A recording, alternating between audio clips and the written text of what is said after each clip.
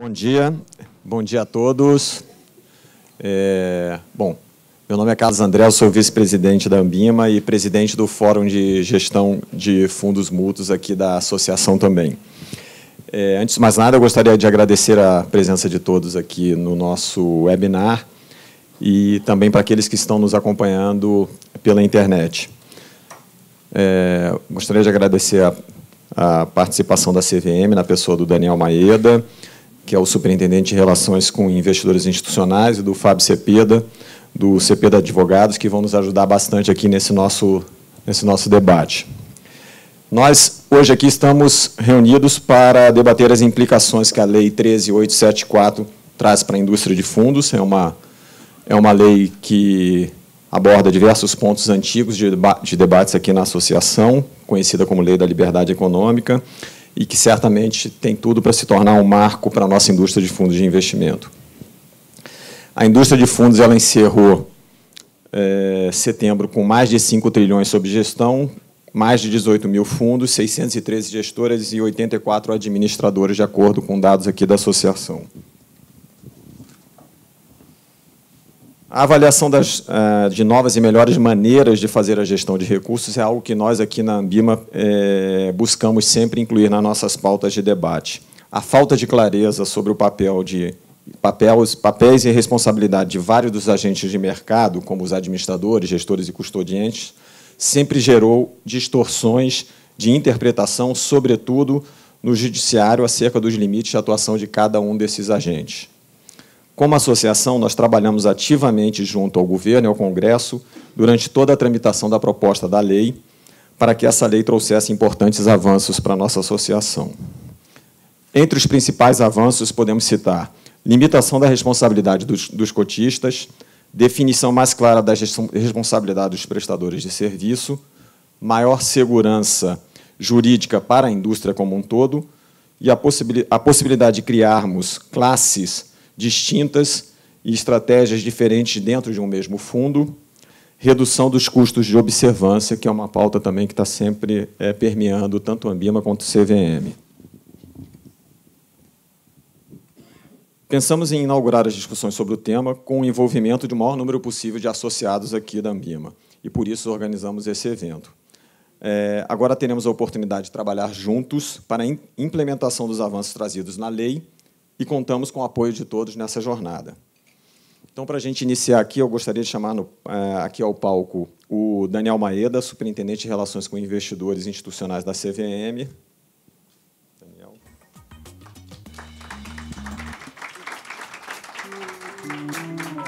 Pedro Rude, que é o vice-presidente do Fórum de Gestão de Fundos Mútuos e diretor da Ambima.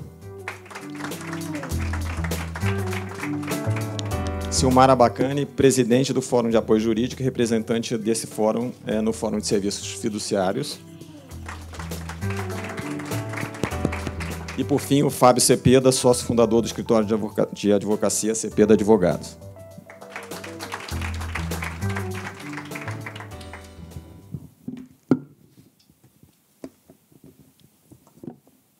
Bom, obrigado, pessoal.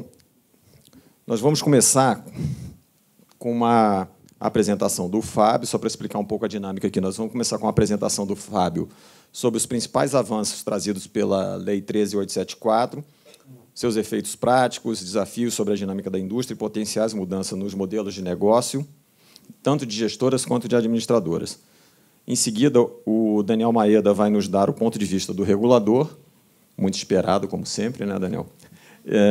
E depois nós vamos abrir para debate entre os participantes aqui com a ajuda do Pedro e da Silmara. Antes do início aqui da apresentação do Fábio, alguns lembretes, tanto aqui para a audiência quanto para quem está nos acompanhando pela internet.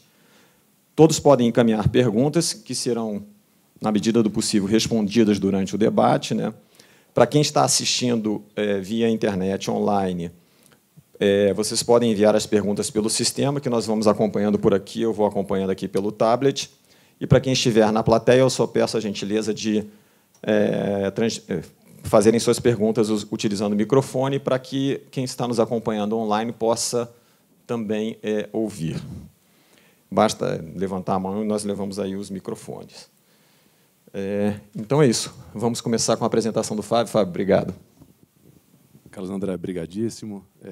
Bom dia a todos. É um prazer estar aqui podendo discutir esse tema tão relevante para a indústria de fundos de investimento no Brasil. Acho que é uma mudança de paradigma sem precedentes, pelo menos se a gente olhar nas últimas décadas todas. A gente tem uma oportunidade de fazer um avanço realmente muito relevante. A ideia dessa apresentação é uniformizar um pouquinho a informação, falar sobre os temas que a lei, na introdução dessa lei 13.874, ou a lei da liberdade econômica, traz para a indústria de fundos de investimento, e fazer uma avaliação dos reflexos sobre 3 aspectos principais. O primeiro é a solidez ou a robustez desse novo marco legal. Depois, a segurança jurídica que a lei pode, que traz e potencialmente pode trazer para os investidores e prestadores de serviço.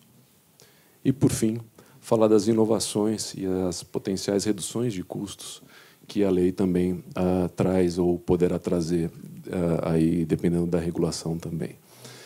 Antes de falar especificamente dos pontos da lei, é importante a gente contextualizar qual era a base que existia antes da edição da lei. A gente tinha uma lei 4728, de 65, que tratava em 2 artigos a existência de fundos de investimento, basicamente falando que eles poderiam ser constituídos na forma de sociedade de investimento, ou fundos em condomínio.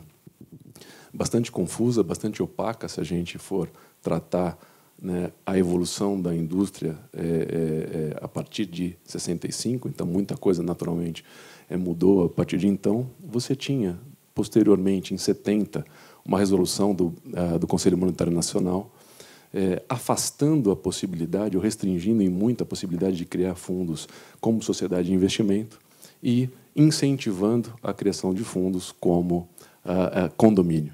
E, a partir daí, você tem a regulação toda seguindo essa rota de condomínio, mas sem uma definição específica, uma definição clara sobre o que é esse condomínio, como é que esse condomínio deve ser tratado.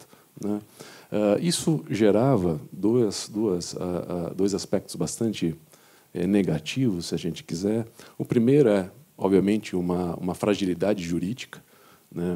Isso, quando chega ao judiciário, tem as suas repercussões bastante importantes.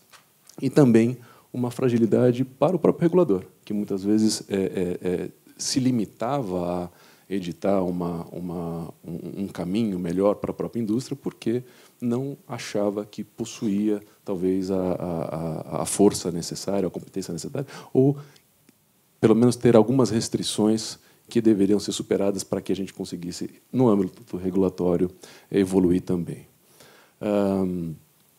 Do ponto de vista de Ambima, acho que, para lidar com toda essa realidade, a gente, ao longo do ano, se engajou numa tentativa de pensar o que é o veículo ideal para o fundo de investimento no Brasil. E as análises todas estavam apontando ali para uma sociedade, um tipo societário, que abarcaria e daria suporte legal para os fundos de investimento. E fomos todos, penso eu, surpreendidos aí pela iniciativa do governo, a editar MP 881, falando de condomínio. Então, foi uma surpresa, precedida ou seguida de um receio. Bom, condomínio, a gente estava indo para um outro caminho. Parece que o melhor caminho seria um tipo societário, não um condomínio. Sabendo que teríamos dificuldades do ponto de vista tributário para perseguir um caminho de tipo societário, no entanto, parecia o melhor. E eu acho que o final desse filme é um final muito feliz. Ainda que, em termos de condomínio, eu penso toda a tramitação ao longo do Congresso, as oportunidades que a Ambima teve, inclusive, de contribuir, a própria CVM, a indústria como um todo, resultou num final realmente bastante interessante, e a gente vai falar um pouquinho sobre todos esses aspectos. Muito bem. Eu vou aqui. O que a lei diz? Ela introduz, então, um capítulo novo dentro do Código Civil, com alguns artigos, 1368C a 1368F. E a principal importância disso, quando ela faz ainda em termos de Código Civil, ou seja, na lei civil, ela vem e define claramente o que é um fundo de investimento, como sendo um condomínio de natureza especial destinado à aplicação em ativos financeiros, bens e direitos de qualquer natureza. Aqui tem aspectos bastante importantes. Primeiro, ela já diz que o condomínio é de natureza especial e ela diferencia este dos demais. Diferencia esse dos demais condomínios previstos no Código Civil. Isso, em termos de repercussão posterior, no judiciário, etc., já tem uma mudança absolutamente relevante, né? E depois ela fala destinado a aplicações em qualquer tipo, na verdade, de ativo. Então, independentemente da estratégia que um fundo possa adotar, seja investir em imóveis, no caso do fundo imobiliário, investir em empresas, nos FIPs, ou mesmo em ativos líquidos, está abarcado por essa definição. Esse é um primeiro ponto muito importante. O segundo é, ela afasta expressamente a aplicação, a possibilidade de se aplicar os dispositivos dos demais condomínios previstos no Código Civil. Ou seja, ela delimita e fala, este bicho é um bicho diferente de qualquer outro condomínio. Este condomínio é um condomínio muito diferente dos demais. E não pode se aplicar a este condomínio as regras dos demais. Isso significa que, ao chegar uma questão, por exemplo, ao chegar ao judiciário, ela deve respeitar necessariamente o que consta naquele capítulo, e não nos demais, e o que consta da regulação. Então, a gente tem uma força bastante importante aqui, uma primeira força bastante importante no comando legal. O segundo aspecto muito importante, quando a gente olha para a robustez desse novo marco legal, está aqui, né? Quando a lei diz competirá a CVM disciplinar o disposto nesse artigo. Isso aqui tem uma importância bastante intensa, né? Ela dá, na nossa visão, se a gente soma com a Lei 6385, ela dá à CVM uma competência inequívoca para regular a indústria de fundos de investimento, porque as atividades elas já eram tratadas, as atividades previstas, né, em mercado de capitais já eram tratadas na 6385, mas não existia uma definição ali de fundo de investimento, não existia uma competência específica, na nossa visão, para regular o fundo em si, que passa a ter agora na 13.874. Né? Então, permite à CVM, respeitando naturalmente o que consta deste capítulo específico, regular o fundo em tudo aquilo que entender necessário, salvo lei específica, né? A lei consta também, salvo lei específica, como é o caso do fundo imobiliário, a gente, né, tem ali um desafio ainda a enfrentar, mas em relação a todos os demais fundos, competência inequívoca da CVM. Penso que isso cria a base legal necessária para que se revisite, inclusive em âmbito regulatório, com total liberdade, né, diversos aspectos que precisam ser, na nossa visão, revistos para a evolução da indústria. A gente cita, talvez, os prioritários aqui, sendo, primeiro, a adequação dos papéis dos prestadores de serviço na constituição, representação e funcionamento do fundo. A gente sabe que existe, né, diversas distorções, inclusive do que a regulação diz para a realidade. Então, o fundo é constituído pelo administrador fiduciário, mas, no entanto, é o gestor que idealiza o fundo, que contrata, na verdade, os prestadores de serviço, seleciona os prestadores de serviço, depois tem uma inversão desses papéis na Constituição, no próprio funcionamento do fundo, tem uma série de confusões ou inversões de papéis do ponto de vista regulatório, que não reflete a realidade da dinâmica da indústria. Depois, o redimensionamento do conceito de gatekeeper, a gente vai falar um pouquinho sobre isso, mas também até onde precisamos manter esse excesso, talvez, de responsabilidades e de representação do condomínio na figura do administrador fiduciário. Enquanto a gente tinha um condomínio regulado ali pelo Código Civil, uma ausência de legislação específica sobre aquilo, sempre causava, até do ponto de vista regulatório, uma reflexão de até onde eu posso ir dando poderes para outros, né? Ou tem que centrar isso, de fato, no administrador fiduciário, no representante principal do fundo, né? Depois, desculpem, depois, uma possibilidade de a gente rever também redundâncias desnecessárias, né? A gente tem aqui um campo bastante fértil também para revisitar esse ponto e, naturalmente, os custos de observância que essa redundância traz. Do ponto de vista de segurança jurídica, né, que a lei traz, a gente primeiro aborda em relação aos prestadores de serviço. Ela dispõe que, observada a regulamentação da CVM, o regulamento de um fundo poderá estabelecer a limitação de responsabilidade desses prestadores de serviço perante o fundo, ou seja, perante os condôminos e entre si, ao cumprimento dos deveres particulares de cada um, sem solidariedade. Aqui tem um ponto bastante importante também, né? Quer dizer, cada um respondendo pelas atribuições que são da sua função e não pelas atribuições dos demais, sem solidariedade, ou seja, então eu tenho que focar naquilo que me é atribuído, seja pela regulação, seja pelo próprio regulamento do fundo, e sem a preocupação, né, de ter que responder caso um segundo prestador de serviço deixe de cumprir as suas funções.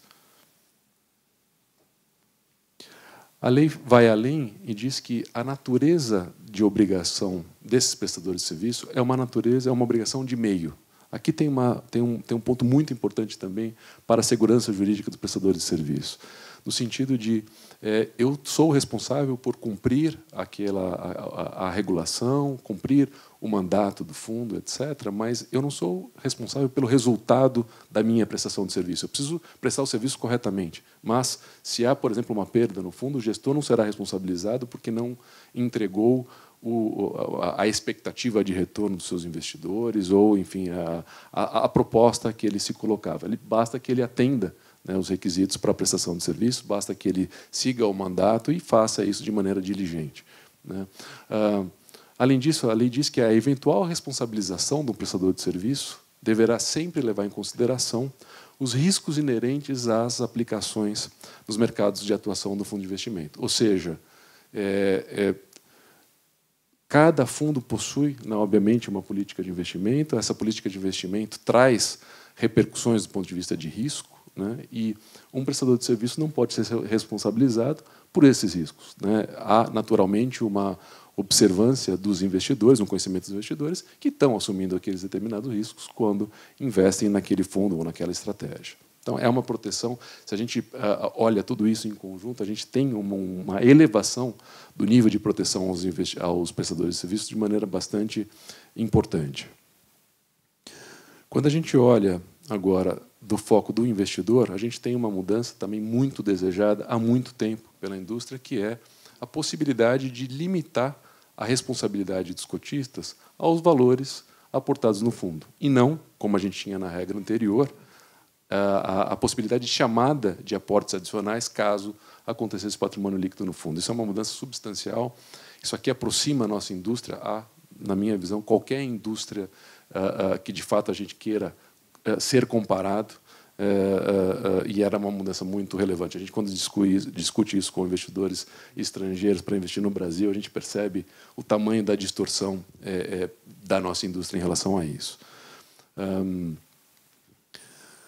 Uma outra disposição legal é que os fundos respondem com seu patrimônio em relação a todas as obrigações legais e contratuais assumidas, e não, naturalmente, os prestadores de serviço, salvo se agirem com dolo ou má-fé. Então, é a soma desses dois dispositivos que traz uma segurança jurídica para o ambiente de fundo de maneira muito relevante, né? Então, não respondem os cotistas do fundo pelo patrimônio líquido negativo e também não respondem os prestadores de serviço, simplesmente o fundo com o seu patrimônio.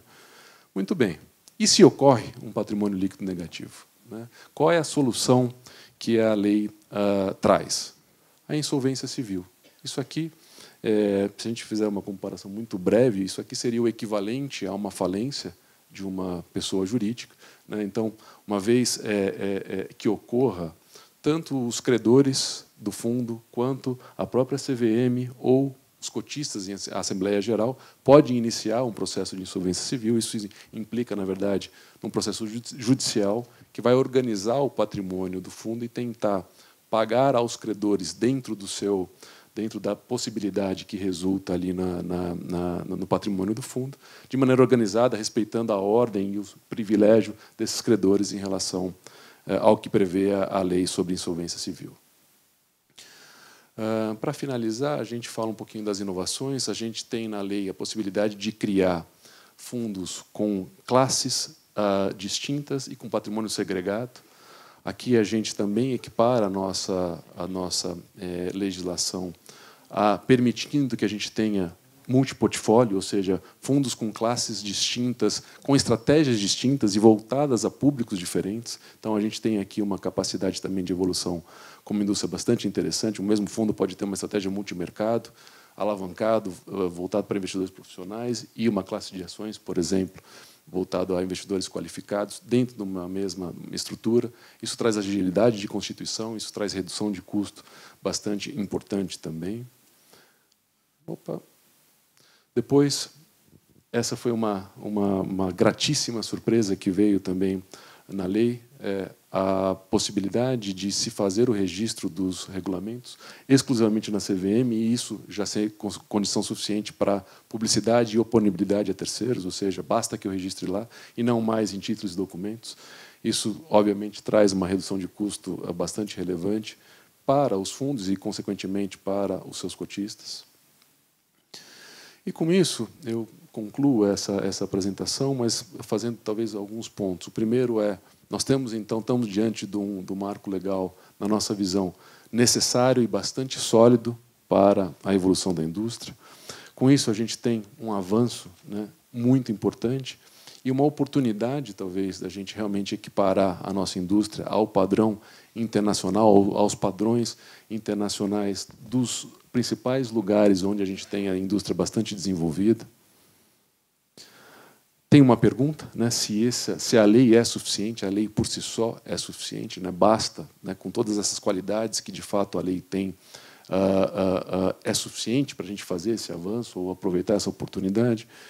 E a resposta é que não, né, a lei sozinha ela é muito boa, mas ela cria só, ou ela dá o primeiro passo, um passo fundamental para a nossa indústria, mas ela necessita de ser adequadamente regulada, né? Sem isso, a gente fica só com realmente um desses pilares de sustentação.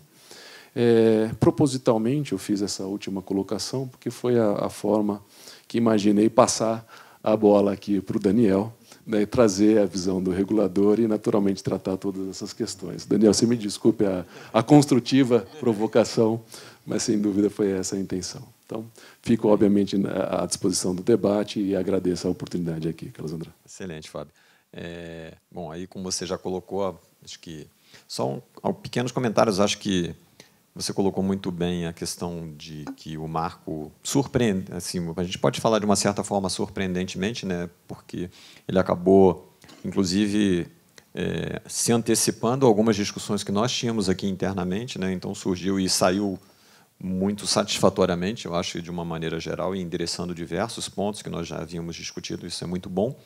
Eu acho que, sendo agora, a expectativa é nessa segunda fase de regulação, e certamente vai haver muito espaço para nós aqui da Ambima contribuirmos no debate junto aí com a CVM para que a gente complete esse ciclo que veio com a nova lei de uma maneira bastante exitosa. E o Daniel pode dar o ponto de vista dele. Claro, com certeza. Bom dia. Inicialmente, eu pedi desculpas, estou gripado, então, se minha voz falhar um pouquinho, vou tentar repetir para deixar sempre claro aqui as minhas mensagens. Até pegando um pouco um gancho no que já foi falado aqui mais de uma vez, né, e antes de entrar no mérito das questões, enfim, como a CVM está encarando a edição da lei, etc., né, eu acho que vale um elogio aqui, um comentário positivo em relação ao processo legislativo dessa lei, né? Me surpreendeu bastante, assim, realmente eu tenho uma convicção de que a redação final da lei ela amadureceu consideravelmente em relação à versão original lá da medida provisória, enfim, né? Foi um processo que contou com a participação muito ativa, e a gente sabe, do mercado, né? E também da própria CVM, né? Fomos muito ouvidos ao longo desse processo todo de conversão da lei, da medida provisória em lei, e realmente, assim, enfim, né, eu senti um pouco aqui nesse processo de conversão, né, o processo legislativo operando como, de fato, ele deveria operar em todos os casos, né?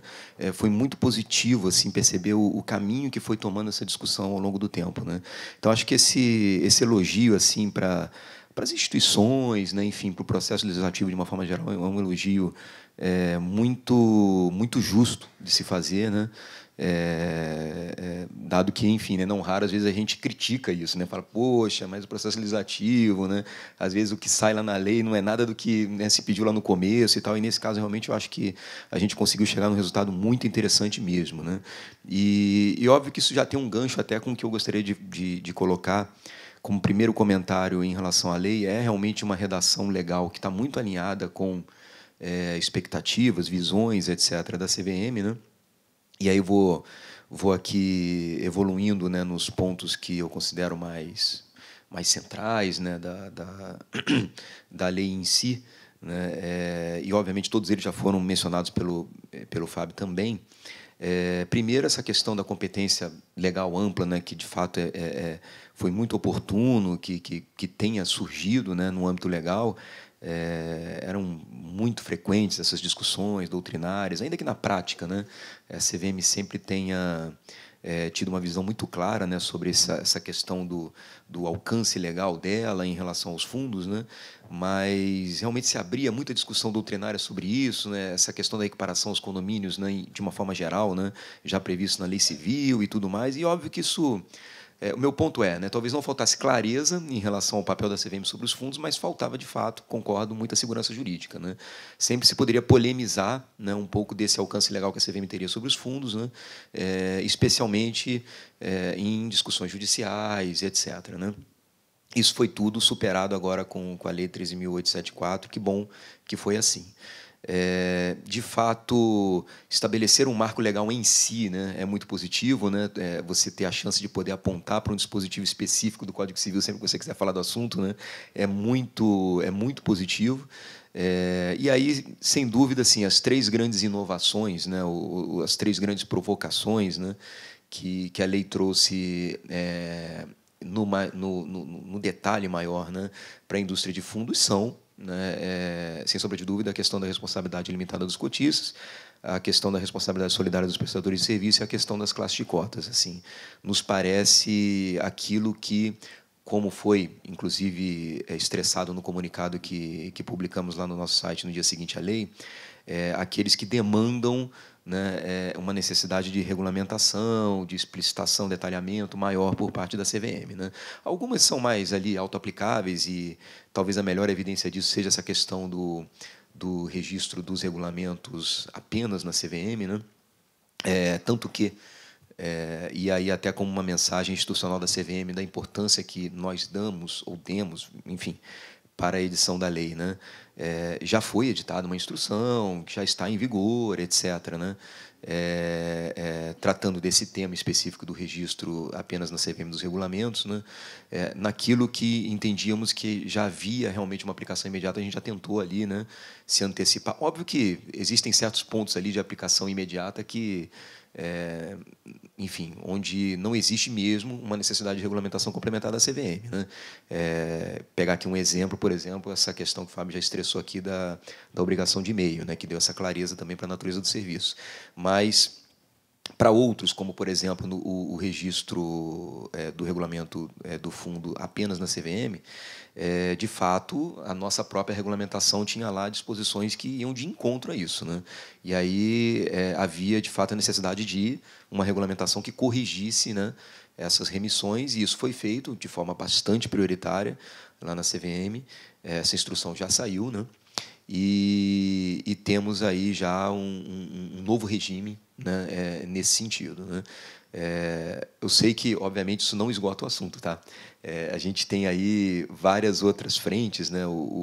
Uma delas envolve autorreguladores, que aqui ou ali, né, pedem também esse tipo de registro em cartório, né?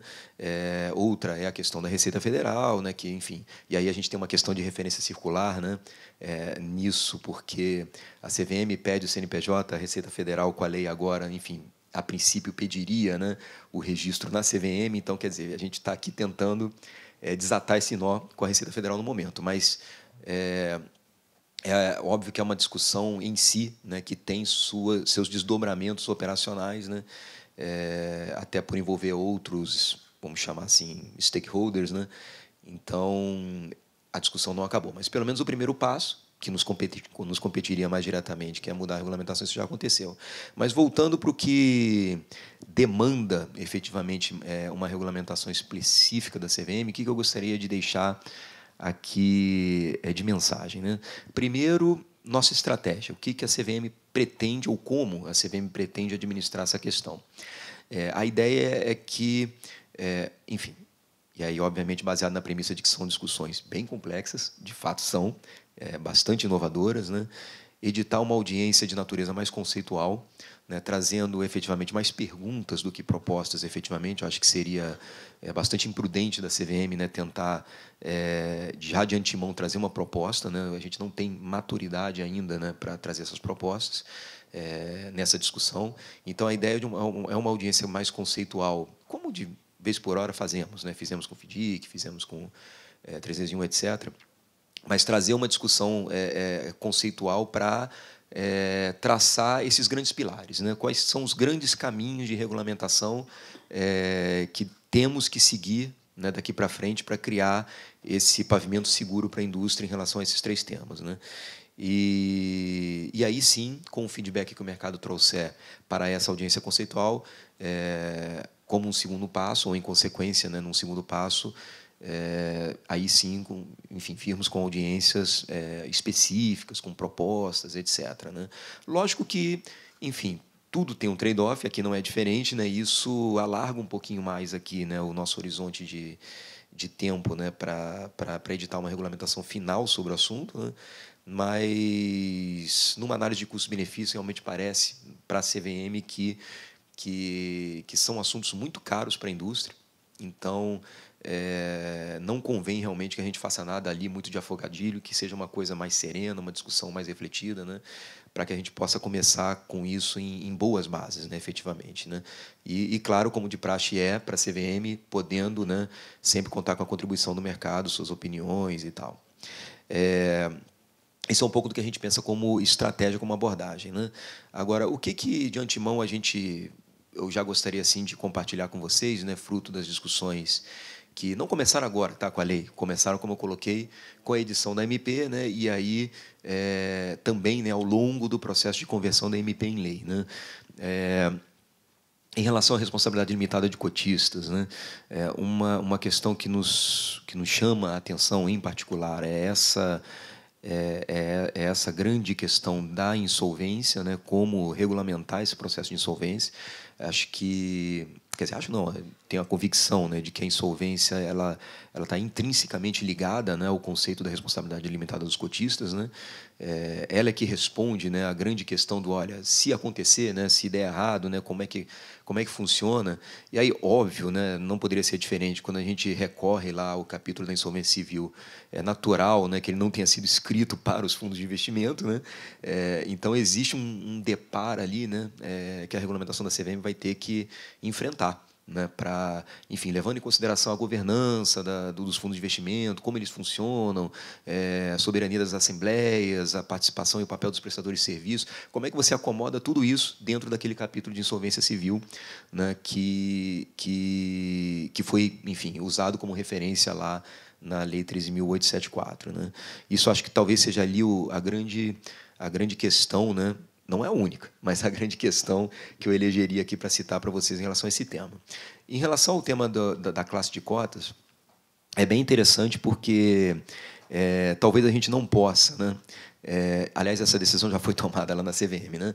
Com certeza não poderemos, né, esperar para esse assunto específico, né, todo esse processo normativo que eu mencionei, porque temos coincidentemente, né, é até curioso isso, uma audiência pública já para sair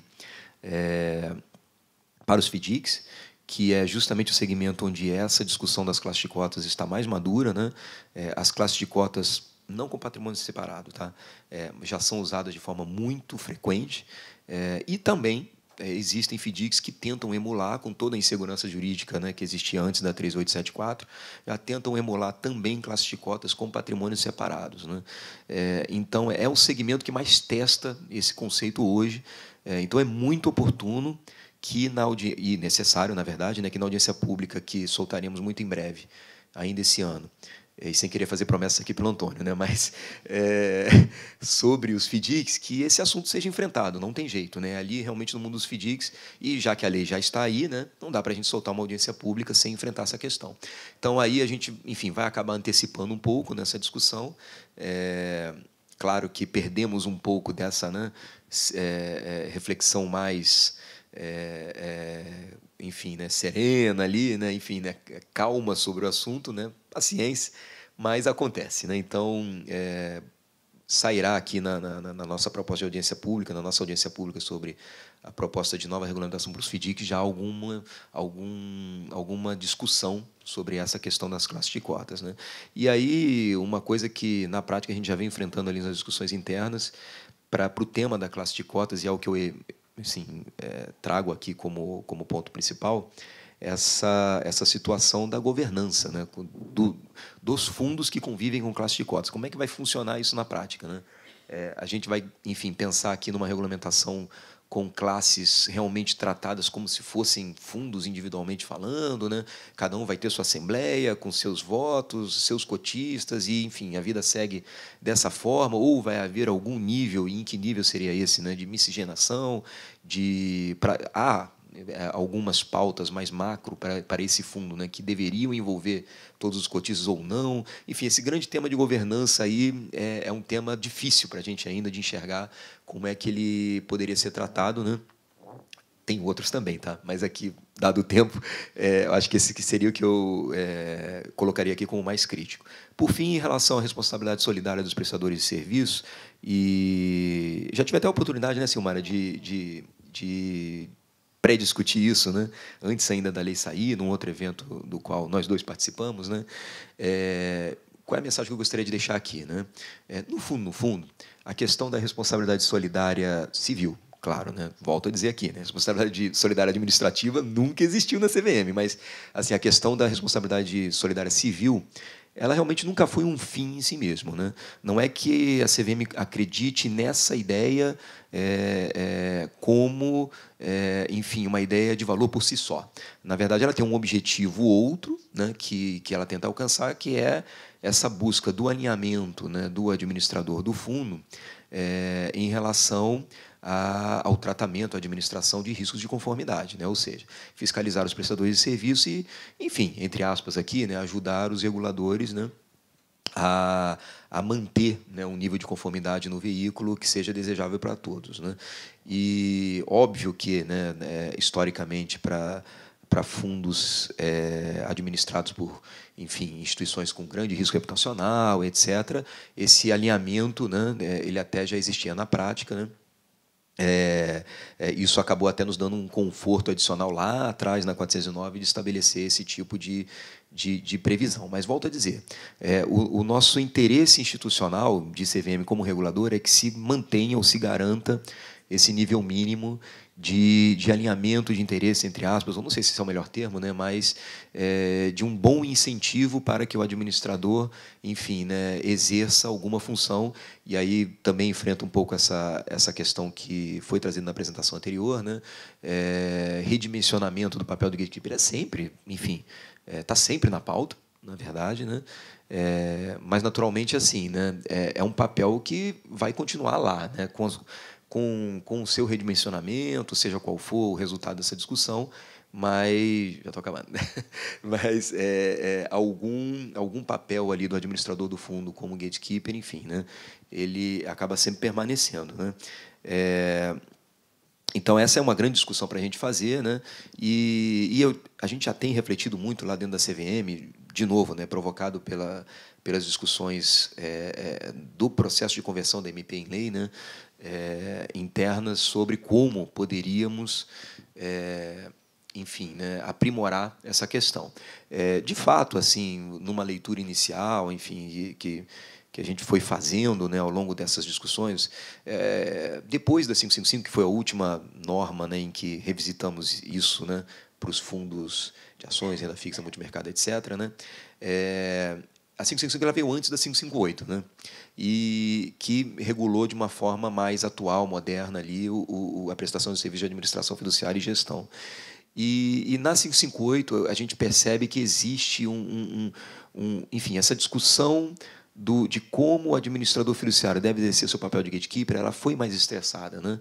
Você vê que tem um capítulo ali naquela norma em que se detalha um pouco mais o que a CVM espera, e ali realmente com um objetivo muito forte de dar mais clareza, né, dessa expectativa do regulador, o que se espera de um administrador fiduciário no exercício do seu papel de fiscalização, né?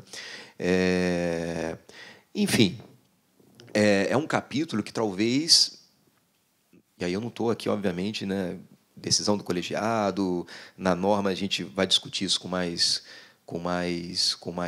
calma também, né? Mas, enfim, eventualmente você pode ler nesse capítulo da 558 como essa forma alternativa que a CVM encontrou de gerar, né, esse drive, né, para o administrador fiduciário, esse alinhamento, né, essa busca do fiduciário pela conformidade do veículo, né, e a conformidade da atuação dos prestadores de serviços que interagem com ele. Enfim, é um exercício, né, um racional ali que surgiu nas discussões da mesa, né? Olha, dado o novo panorama que a 558 trouxe depois da 555 em relação à atuação do fiduciário, né, se não poderia ser revisitada essa questão da responsabilidade solidária civil, né, lá nos fundos 555. E faz sentido, né? Mas, enfim, sem querer, obviamente, aqui, né, essa decisão não me compete, como eu coloquei, né? Naturalmente, eu só trago aqui a visão da área técnica, nossa interpretação e sugestões para o colegiado, ele sim decidir o que fazer a respeito, né?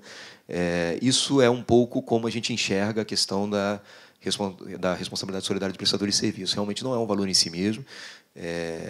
Foi um amadurecimento a que a gente pôde chegar com a provocação que a lei trouxe, né? Ou a MP antes da lei até. Lógico que alternativas existem para que a gente consiga gerar, aí sim, o que é o grande objetivo da CVM, esse alinhamento na atuação do fiduciário lá como gatekeeper, né? Redimensionado, né, ou não o seu papel, né? E acho que é isso, né? Aí eu fecho um pouco esses 3 capítulos, extrapolando um pouquinho o tempo que eu tinha, né? São 3 grandes pontos aí, cada um no seu capítulo, né? Que com certeza serão discutidos ao longo desse processo, dessa estratégia que eu mencionei de regulamentação, de normatização dos assuntos. Obrigado, gente. Ok, Daniel, obrigado. Obrigado pelo seu ponto de vista. Vamos começar. Eu vou começar levantando alguns pontos aqui para o debate e, em seguida, também nós abrimos aí para perguntas, tanto de quem está aqui na audiência quanto de quem está nos acompanhando pela internet. Lembrando que pela internet, por favor, para enviarem as perguntas aqui para o aplicativo.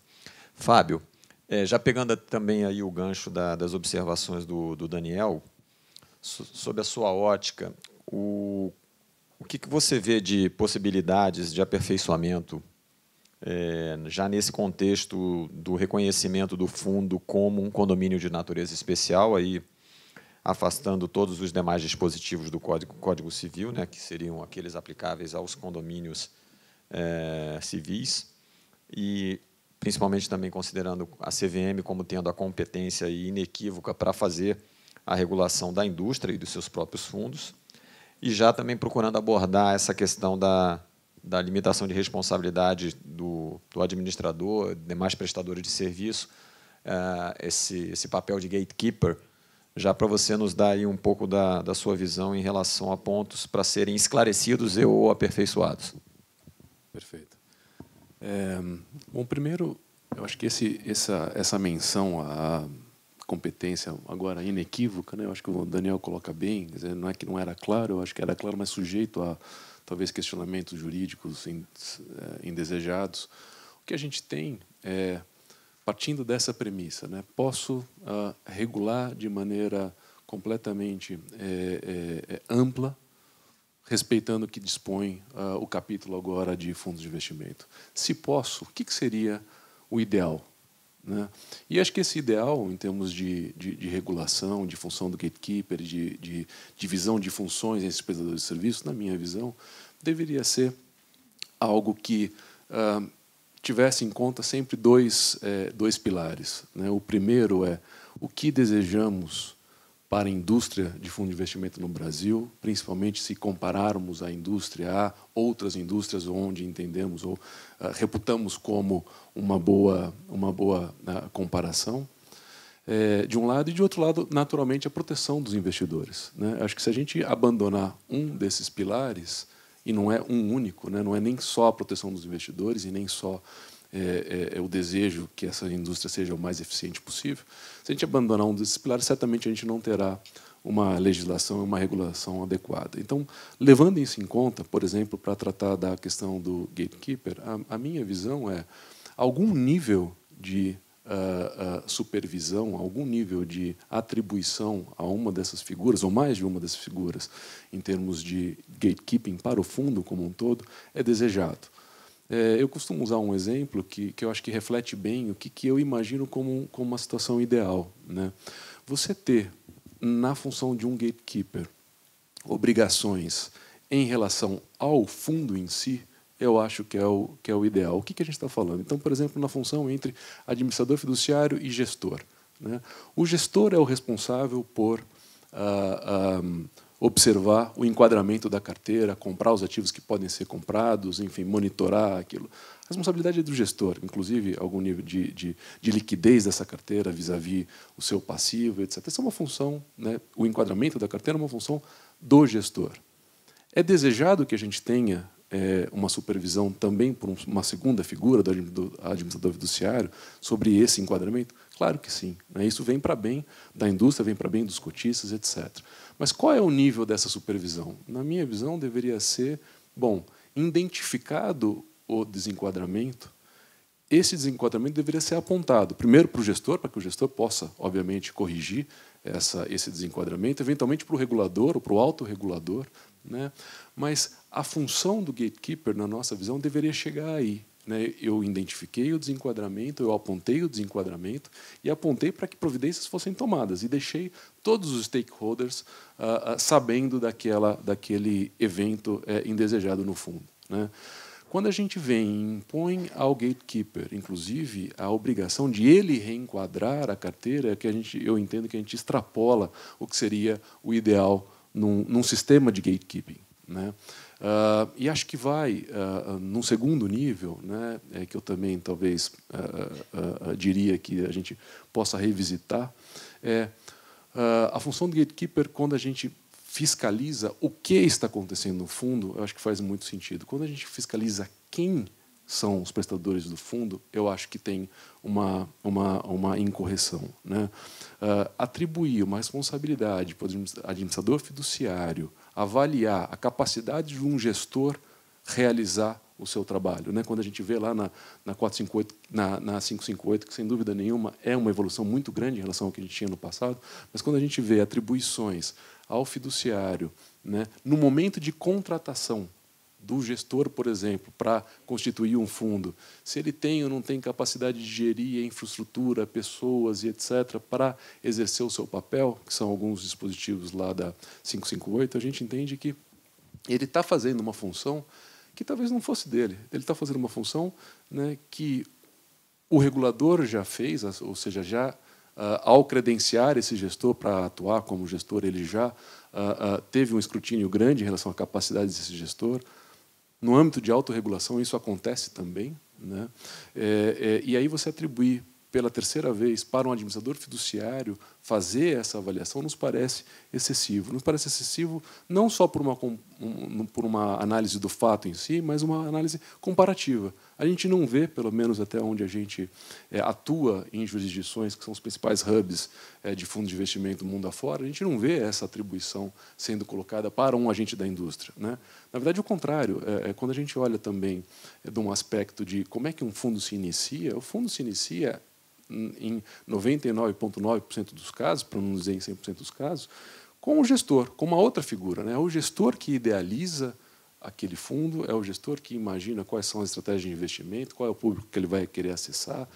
É o gestor que passa, então, a selecionar os prestadores de serviço, quem eu quero que seja o administrador fiduciário, o auditor, custodiante, e daí por diante, né? E é o gestor que constitui os fundos nas grandes jurisdições. Aqui no Brasil se inicia o papel inverso, né? Ele seleciona o administrador fiduciário, que, por sua vez, tem a obrigação legal de fazer uma verificação do gestor em relação à sua capacidade de executar o papel de gestor, né?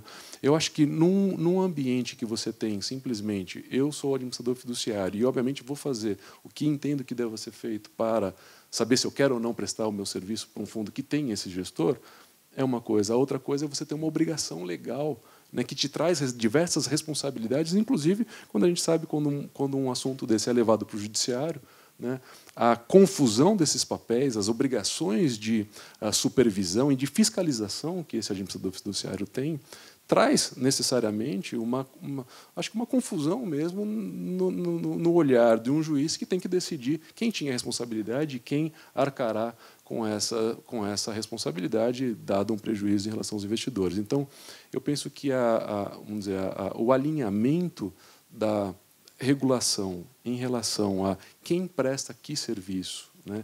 Quem vai fazer a fiscalização, mas a fiscalização do que acontece no fundo, e não a fiscalização em relação aos demais prestadores de serviço. Eu acho que essa é o início, essa seria, na verdade, a minha visão, a minha sugestão, da onde a gente deveria começar a discutir esse assunto, as funções e a função principalmente do gatekeeper. Legal. Eu acho que aqui você já fez o gancho para o próximo ponto. Daniel, a gente tem um debate muito grande, né, desde a 555, 558, que existe aí uma discussão bastante ampla na ampliação do número de prestadores de serviços, né, principalmente na parte de administração fiduciária, security services para os fundos, e que essa confusão em relação à responsabilidade de cada um dos agentes, de uma certa forma, causou uma preocupação em relação a um desincentivo, eventualmente, até de você ter prestadores para esse tipo de modalidade, dado que, de uma certa forma, havia aí, talvez aí uma preocupação em relação aos riscos inerentes a quem está prestando esse tipo de serviço. E aí, pegando o ponto do Fábio, como é que a CVM está enxergando também eventuais acertos na própria 555, né, em relação a esse ponto, a exemplo do que já foi feito, como você mesmo mencionou, em relação a alguns fundos estruturados, né, FDICs e, enfim, outros fundos dessa natureza que tem regulação própria. O que você está enxergando de possibilidade aí para 555? Perfeito. Perdão. Em relação a 555, eu acabei dando um spoiler aqui, né? Falei um pouquinho mais cedo sobre isso, né? Mas, sem querer ser repetitivo, mas enfim. O que eu achei essa provocação do Fábio muito interessante, né? Olhar um pouco essa função do administrador como gatekeeper, assim. Eu vejo que a função de gatekeeper do administrador ela acaba se desdobrando em duas dimensões diferentes, né? Existe uma certa atribuição de gatekeeping assim, que é mais funcional, eu chamaria assim, e uma certa dimensão de gatekeeping que seria mais fiduciária. O que eu estou a dizer com isso, né? Desenquadramento de carteira, né? Qual o papel do administrador? Né? Identificar, obviamente, diligenciar para que não seja agravado o desenquadramento e comunicar a CVM. Né? E aí eu faço até remissão àquele precedente do Delta Red, e tal, onde isso foi bastante estressado pelo Elilória na época, né? Caramba, já é antigo esse precedente, mas assim realmente foi um marco para esse raciocínio, enfim. É uma função de gatekeeping assim, muito funcional, né? No sentido de que eu tenho uma tarefa operacional a exercer no caso daquele tipo de desconformidade. É a mesma situação para a precificação, por exemplo. Se você for olhar a questão da precificação que reside no administrador fiduciário, na essência, existe um componente muito forte de gatekeeping também, nesse tipo de função, né? Quando você acaba ali marcando o preço do ativo que o gestor do seu fundo está comprando. Né? Então, existe todo realmente esse arcabouço, né? de funções assim muito associadas à natureza de gatekeeper que o administrador fiduciário tem. Do outro lado, e aí entra um pouco nesse campo que o Fábio colocou, né? Por exemplo, cara, onde é que ficou? 84, na 555, né? Que tem lá aquela questão da seleção criteriosa, do prestador de serviço, etc., né? Você realmente está falando de um gatekeeping mais fiduciário, né? Enfim, é um pouco mais ali filosófico, aquela coisa de, olha, não, eu realmente tenho que preservar aqui a integridade do meu veículo, né, a conformidade do meu veículo, então, enfim, tem que saber com quem eu estou me envolvendo, aquele tipo de coisa, né? Mas não é realmente nada tão funcional, né, quanto esses outros exemplos que eu falei do desenquadramento, da precificação, né? Perceba por que eu estou fazendo essa classificação, né? Não é só para efeito didático, não. Se a gente for recorrer aos sancionadores da CVM no seu histórico, você vai perceber, isso não é só para o 555, não, isso é para todos os tipos de fundos. Principalmente até para os FDICs, né? Porque lá existe muito disso, desse gatekeeping funcional, né? E aí não só para o administrador, mas para o custodiante também. Você vai ver que os sancionadores eles sempre pegam nesse aspecto funcional do gatekeeping. É muito raro, para falar a verdade, eu não me lembro de um precedente em que a gente tenha, que eu digo assim no caso, né, acusado o participante por uma questão de gatekeeping fiduciário, né? Assim, você uma acusação no sentido de, olha, você administrador fiduciário está sendo acusado porque contratou um gestor que não tinha estrutura, entendeu? Ou que não era sério, etc., né? De uma certa forma, o que eu estou querendo dizer com isso, né? A CVM, ela, apesar de reforçar esse papel do gatekeeper, etc., né, ela sabe o quão difícil é, né, você sustentar uma acusação com base num gatekeeping fiduciário, né? É realmente muito difícil, né? E assim, inclusive impossível de você calibrar até que ponto você pode dizer, né, que o administrador naquele caso concreto está atendendo, né, aquela regra ou não. Inclusive, assim, muitas vezes, e obviamente que a gente sabe que isso acontece bastante, né? No momento da seleção, no momento da contratação, etc., o cenário é um, né? No momento em que o problema acontece já é outro. Enfim, aí às vezes você fica fazendo aquela análise de retrovisor, né? Que é sempre muito traiçoeira e perigosa, né? Mas, enfim, o ponto é que, de uma certa forma, pelo menos assim no caso concreto, dia a dia, processos sancionadores, né, isso é uma coisa que na prática já acaba sensibilizando o regulador, né? Você não faz esse tipo de acusação, né, por uma falha, né, fiduciária, né, nesse exercício do gatekeeping, né? Assim, a gente costuma se limitar mais àquilo que há de operacional. Você tinha que comunicar um desenquadramento, não fez, você tinha que diligenciar para que o desenquadramento fosse resolvido, né, junto ao gestor e não agiu, ou você tinha que precificar adequadamente aquele investimento e não provisionou. Enfim, esse tipo de coisa, né, que acaba, sobre esse tipo de coisa que os nossos sancionadores acabam se baseando bastante, né? Só para dizer que, assim, eu acho que é uma discussão muito interessante, no sentido de que, assim, as normas da CVM elas acabam impondo, nesse aspecto do gatekeeping fiduciário, né, uma regra de postura, vamos dizer assim, né, mas cujo enforcement é realmente muito difícil, né? No fundo, é mais sei lá, best practice, assim, né? Olha, cuidado com o gestor que você vai contratar, óbvio, né? Ou pelo qual você vai, enfim, vai ser chamado, né, a atuar. Mas realmente é uma coisa quase que, né, um convite assim a uma atitude, a uma postura, né? E na prática você fazer o enforcement disso é muito difícil, né? E a experiência histórica da SIM lá tem mostrado um pouco isso. Mas voltando aqui para o tema, vocês vão lembrar lá o comunicado que soltamos lá um dia depois da lei, né? E não foi por acaso, foi realmente proposital, até porque eu lembro que eu já tinha sido provocado algumas vezes com essa dúvida, né, e realmente essa interpretação da SIM, pelo menos minha, assim, né, de que não cabe aplicação subsidiária das regras de responsabilidade civil solidária, né? Então isso nunca valeu para os FDICs e para os fundos imobiliários, né? Para os fundos imobiliários pior ainda, né? Porque, enfim, a lei nem prevê a figura do gestor lá, a gente ainda tem aquela dificuldade adicional, né? Então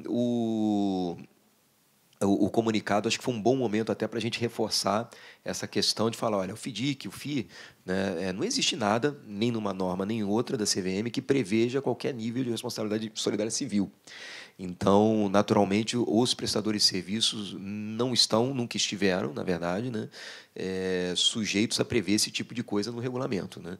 E aí o comunicado foi muito oportuno para a gente deixar isso claro, que eu sabia que era uma dúvida que certos players do mercado tinham, né? Bom, enfim, em relação a 555, é um pouco disso mesmo, né, que eu mencionei antes. Mais uma vez, assim, não me agarro ao conceito, né, da responsabilidade solidária civil em si, né? O que me preocupa mais é justamente essa busca, né, na regulação, desse incentivo saudável para que o administrador fiduciário se preocupe, né, com a integridade do veículo, né? Seja por meio da responsabilidade civil solidária, seja por qualquer outro meio, né? Esse é o grande mote das discussões que a gente toca em relação a isso na CVM. Ótimo. Bom, passar então finalmente aqui para a Silmara e para o Pedro, né? E aí queria que vocês passassem um pouquinho o ponto de vista de vocês em relação com esse fim da responsabilidade solidária, né, da solidariedade entre os agentes e a definição mais clara em relação ao condomínio de natureza especial. Vocês enxergam já, em termos de negócio, em termos da forma como vocês tocam o dia a dia dos negócios, ou os prestadores de serviço, de uma maneira geral, tocam o dia a dia dos seus negócios, oportunidades de negócios ou mudança em relação a como o mercado, de uma certa forma, também se posiciona para aproveitar oportunidades de negócio, ou mais competição, etc. Como é que você vê, Silmara? Bom, primeiramente, eu queria dizer, assim, como o Fábio e o Daniel comentaram, de fato, essa legislação nos surpreendeu positivamente. Era o instrumento que a gente queria, talvez não, mas eu achei ótimo, acho que isso é inquestionável, a gente tem que virar a página agora e trabalhar, de fato, na regulação. Uma preocupação que eu tenho, e acho que aí vai ser um pouco esse movimento todo que a CVM vai fazer, enfim, da gente juntos, ouvindo o mercado, construindo esse novo ambiente, é a gente não pecar de tentar limitar, criar uma regulamentação que, para evitar o problema, ela, de fato, mantenha os problemas que a gente tem atualmente. Então, a minha visão, acho que a gente tinha que fazer...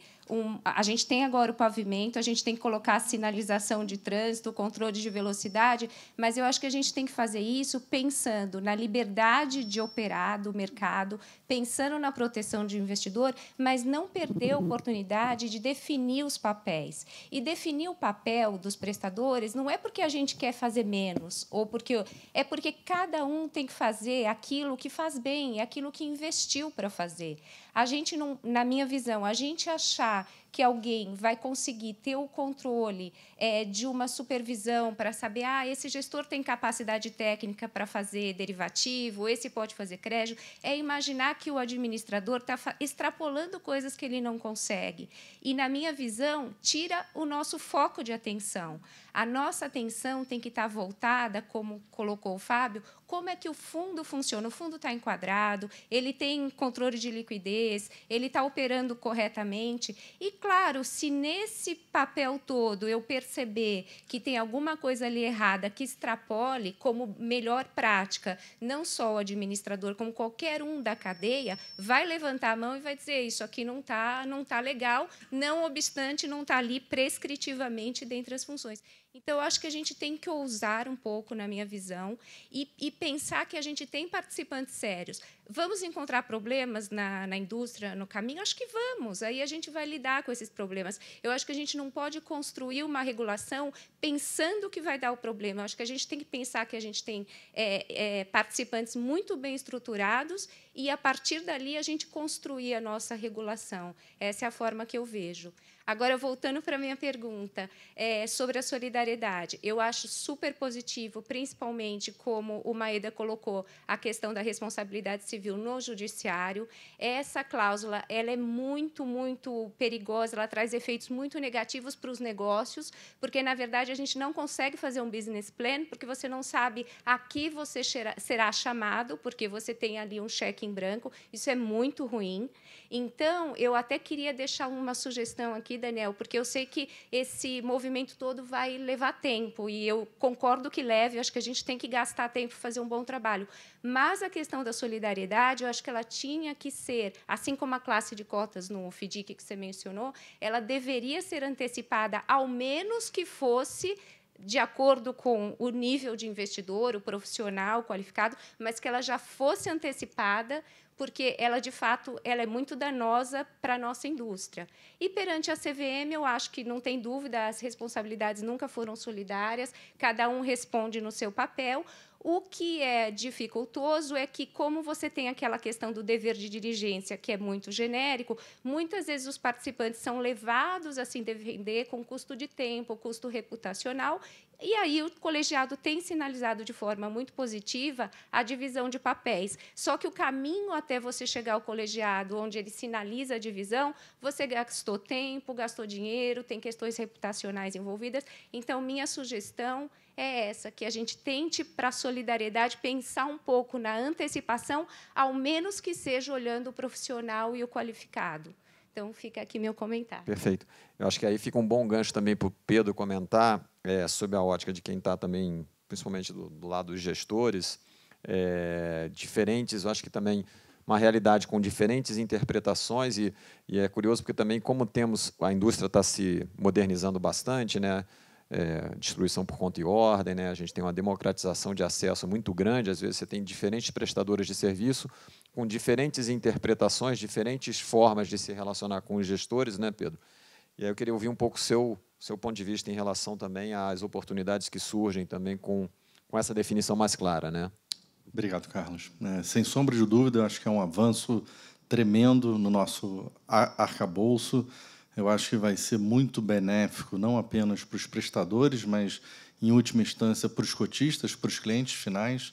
A gente vai ter estruturas mais modernas, mais parecidas com o que a gente vê em legislações e localidades onde essa indústria está bastante desenvolvida. Então, produtos mais adequados, produtos mais seguros, com relação a classes diferentes, patrimônios segregados. Você pode pensar desde side pockets até estruturas mais adequadas a determinadas estratégias. Então, acho que a gente vai ver uma evolução muito grande e que, no final do dia, também vai trazer mais competição. Então, vão ser mais produtos, mais gestores, mais fiduciários. Então, uma coisa que a gente sempre ouviu dos players lá de fora é que eles não tinham muito interesse em vir para o Brasil justamente por essa insegurança. Então, eu acho que o nosso arcabouço aqui vai melhorar muito, por isso que eu acho que a regulação é muito importante. Acho que a lei deixou aí uma flexibilidade, um espaço para a CVM regular, e eu não poderia concordar mais com o que a Simara falou. Eu acho que, nesse momento, a gente tem que desenhar essa regulação pensando nos bons players, naqueles que vão fazer as coisas corretas, até porque a gente não vai conseguir fechar todos os loopholes. Então, é preciso pensar em dar liberdade com responsabilidade. E aí sim, eu acho que tanto o CVM quanto a Ambima têm um papel muito importante, que é sinalizar para aqueles que fizerem errado, que não tiverem inconformidade, ter um custo alto para desincentivar isso de acontecer. André, eu posso só fazer um comentáriozinho assim, acho que 2 minutos ou 3. Assim, é interessante essa dinâmica, né, da regulação, como ela se conforma à realidade de mercado, né? O que eu posso dizer assim numa leitura, né, de como a regulação vai evoluindo ao longo do tempo, né? Naturalmente, claro, né, a gente procura regular não pela patologia, né, mas pela prática ordinária, vamos dizer assim, que obviamente, né, não é a patológica, né? O que acontece? Realmente assim, e a gente tem algumas evidências disso ao longo, enfim, Posso citar aqui, por exemplo, a 497, os agentes autônomos, que teve muito essa pegada, né? Posso citar aquela audiência pública 3 de 2018 que acabou, né, nem saindo, né? Mais recente agora para regular lá as ofertas 476 nos fundos e tal. Mas, enfim, determinadas circunstâncias de mercado podem acabar fazendo com que a regulação passe a ser mais restritiva, né? Em função de um comportamento, enfim, inadequado, que toma uma proporção difícil de ser absorvida, né? E aí, obviamente, o trade-off que o regulador passa a considerar poxa, é óbvio que a gente não pode regular pela patologia, mas se essa patologia começa a afetar a própria credibilidade do segmento, a gente tem um valor maior para preservar ali, e aí a gente acaba tentando restringir via regulação também, né? Por que eu estou dizendo isso, né? E aí eu vou fazer o meu jabá aqui, né? Porque, assim, de uma certa forma, eu acho que é bem disruptivo, e não é à toa que o convênio tem um pilar assim. Acho que o convênio que a CVM conseguiu construir junto com a Ambima ajuda muito nesse aspecto. Porque, enfim, a gente passa a trazer uma nova perspectiva de alcance em relação à supervisão, enforcement, etc. E, obviamente, como consequência, um novo nível de conforto para o regulador de caminhar. Né? Se a gente tem essa percepção de que, olha, a patologia ela pode ser tratada, teremos fôlego para lidar com isso, óbvio que o nível de conforto da CVM de ir mais longe é maior. Né? Então, assim, eu acho que essa... E aí não sei quem conhece, né, mas o convênio ele tem esses 3 pilares, né? Regulação, supervisão e troca de informações. O que quer dizer esse pilar da regulação? Quer dizer justamente isso. Né? Também, né? Não só isso, mas quer dizer isso também, que, enfim, a própria regulação da CVM, baseada nas trocas de informações das supervisões que a Ambima faz, né? E do conforto que a Ambima pode ir dando para a CVM, de que, olha, as situações são monitoradas, são supervisionadas, com um nível de flexibilidade e estrutura maior do que a CVM teria, né? É claro que, no componente da regulação, a CVM vai ter mais conforto para caminhar no sentido de, olha, não, ok, é mais flexível sim, é mais liberal sim, mas se der errado, a gente tem ali, entendeu, uma forma bem estruturada de atacar, né? Sem tantas restrições, enfim, né? Como ordinariamente a gente espera, né, ali do regulador, que é isso mesmo, não tem jeito, né? Então, eu acho que isso é muito interessante, né, para justamente assim evidenciar para todo mundo aqui que me ouve, né, que realmente hoje eu acho que a gente vive um cenário um pouco diferente nesse sentido, né, e esse impacto, vamos dizer assim, da existência desse convênio, ele já encontra espaço, né? Eu acho que assim hoje ali no âmbito da SIM, inclusive no âmbito do colegiado, a gente já tem mesmo, né, um nível de conforto, assim, na minha leitura, né, diferenciado em relação ao que a gente tinha pré-convênio, né, para fazer certas coisas, né. Então é uma leitura, né, ou uma perspectiva positiva sobre o convênio que eu acho que é importante dividir com vocês, porque as externalidades desse convênio elas são maiores do que você pode imaginar ou cogitar a princípio, né? E são boas externalidades, né? Então é um comentário assim que eu só gostaria de deixar marcado aqui para enfim, né, para todos. Eu acho até, eu também vou fazer um comentário em cima do seu bem rapidinho. Acho que nós tivemos uma outra iniciativa aqui na associação também de reformulação e discussão do papel do Conselho de Ética também, que foi exatamente na linha de nós procurarmos ter mais capacidade de agir em questões relacionadas a o que pode ser interpretado como ética, como, de fato, dever de fidúcia, né, que são itens mais, às vezes, até mais profiláticos, né, de você tentar se antecipar a problemas e ter o fórum adequado, aí, né, a capacidade de agir, e não necessariamente deixar que isso contamine, o que eu acho que é o que você está colocando também, contamine em questões mais do dia a dia e operacionais, e a gente acabe tendo uma postura muito restritiva quando a gente vai trabalhar em códigos ou em medidas que acabam engessando quem tá interessado em trabalhar direito, né? Vamos passar aqui para outros temas rapidinho. Pedir a opinião aí do Fábio e do Daniel também em relação a limitação de responsabilidade por parte dos cotistas, né, que em última instância traz essa novidade também em relação à insolvência, né, dos fundos, como é que vocês estão imaginando que tipo de impactos, né, e eventuais adequações, que vai ser um mundo relativamente novo, né, nesse aspecto, com essa novidade da possibilidade de insolvência, e deixando claro, né, mas agora claro, de que cotistas não, a sua responsabilidade está limitada ao aporte que eles fizeram dentro do fundo, e que os agentes também não têm, né, nenhuma obrigação de cobrir dentro, só tem que atuar dentro das suas prerrogativas e das suas responsabilidades. Fábio, o que você acha aí? Bom, primeiro, não podia elogiar mais esse caminho da legislação, né? Isso é absolutamente necessário. Ter cotistas que possam ser chamados a aportar recursos adicionais deixa a nossa indústria num patamar que não existe, né? Não existe, ou pelo menos cuja comparação seria talvez até ruim para a indústria local, né? Isso serve tanto, eu acho que isso serve dois propósitos. O primeiro propósito se a gente tem, né, um cenário macroeconômico com juros aí a 5,5, tendendo a menos que isso, uma necessidade, né, de um investimento efetivo, até tomada de riscos por parte dos investidores para terem os mesmos resultados, etc. Isso vai até no nível de varejo mesmo, né?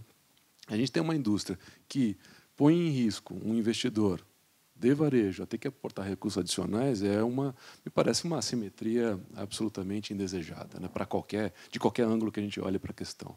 Então, primeiro é o benefício dessa inovação e, enfim, dessa medida legal, né? Esse é um primeiro aspecto. O segundo aspecto, acho que o Daniel colocou bem, né?